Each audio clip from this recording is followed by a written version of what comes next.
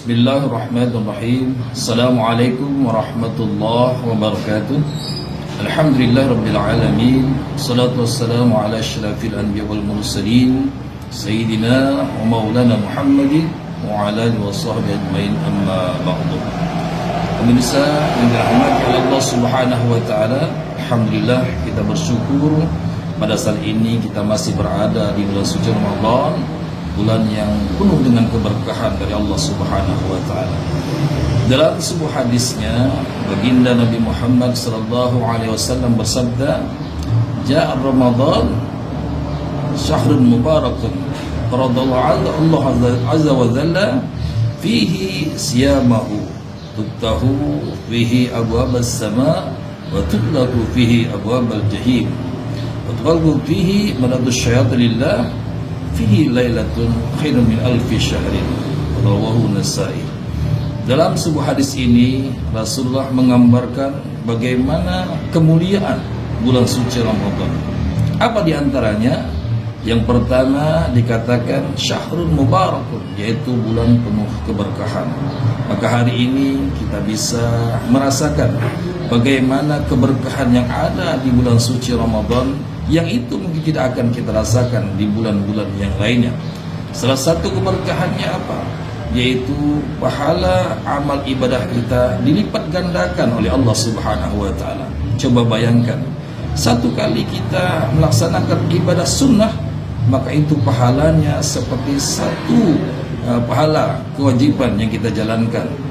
Bahkan satu kewajiban atau ibadah yang wajib kita jalankan di bulan suci Ramadan ini, maka itu lipat gandakan pahalanya 70 kali lipat seperti kita menjalankan ibadah wajib di luar bulan suci Ramadan. Nah, inilah dikatakan bulan yang penuh keberkahan yang diberikan oleh Allah Subhanahu wa taala.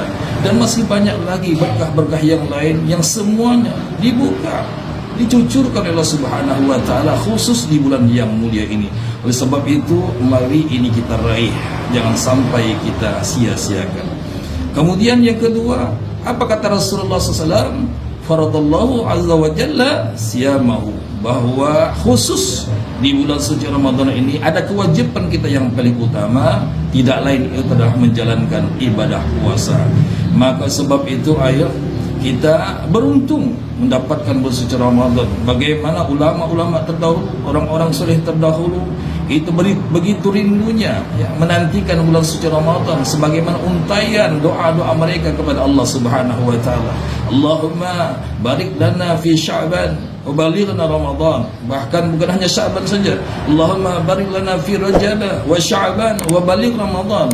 Ya Allah, sampaikan berkahi kami di bulan Rajab, ya Allah, berkahi kami di bulan Sya'ban, dan sampaikan usia kami bertemu dengan bulan suci Ramadan. Bayangkan 2 bulan sebelum masuk Ramadan mereka sudah berdoa kepada Allah Subhanahu wa taala. Kenapa? Karena mereka mengetahui begitu besarnya fadilah keberkahan yang ada di bulan suci Ramadan. Nah, hari ini hadirin rahimakumullah, kita sudah dihantarkan oleh Allah Subhanahu wa taala, kita berada di bulan yang sangat mulia ini. Maka kewajiban yang paling utama adalah jaga puasa kita. Jangan sampai kita sia-sia puasa ini. Dan oleh sebab itu tingkatkan lagi nilai ibadah puasa kita kepada Allah Subhanahu wa taala. Jangan sampai ibadahnya hanya dapat menahan haus atau menahan lapar saja. Kita tidak ingin demikian.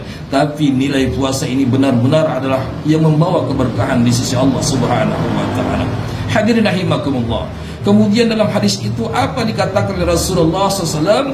Tuftahu fihi abwabas sama. Maka ketika masuk bulan suci Ramadan ini, semua pintu-pintu langit, pintu-pintu surga itu dibuka selebar-lebarnya oleh Allah Subhanahu wa taala. Tujuannya apa? Agar supaya hamba-hamba Allah yang menjalankan bulan suci Ramadan ini, yang sedang berpuasa ini, agar dia bisa berbuat amal kebaikan apapun bentuknya.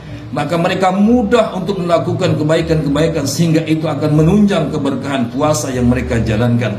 Kemudian apa kata Rasulullah sallallahu alaihi wasallam? Wa tullaku fihi abwabal jahim. Bukan hanya pintu surga saya yang dibuka lebar, tetapi bulan khusus yang mulia ini, pintu-pintu neraka pun semuanya ditutup oleh Allah Subhanahu wa taala. Tujuannya apa? agar supaya kita yang sedang berpuasa ini agar tidak mudah bermaksiat kepada Allah Subhanahu wa taala, sehingga nilai puasa kita insyaallah akan menggapai nilai ketakwaan di hadapan Allah Subhanahu wa taala. Kemudian apa kata Rasulullah sallallahu alaihi wasallam, khusus di bulan yang berkah ini semua syaitan yang menggoda kita itu dibelenggu, diikat oleh Allah Subhanahu wa taala. Maka dengan keistimewaan itu kita mudah untuk melakukan kebaikan dan insyaallah kita akan mudah untuk menjauhi segala macam kemaksiatan.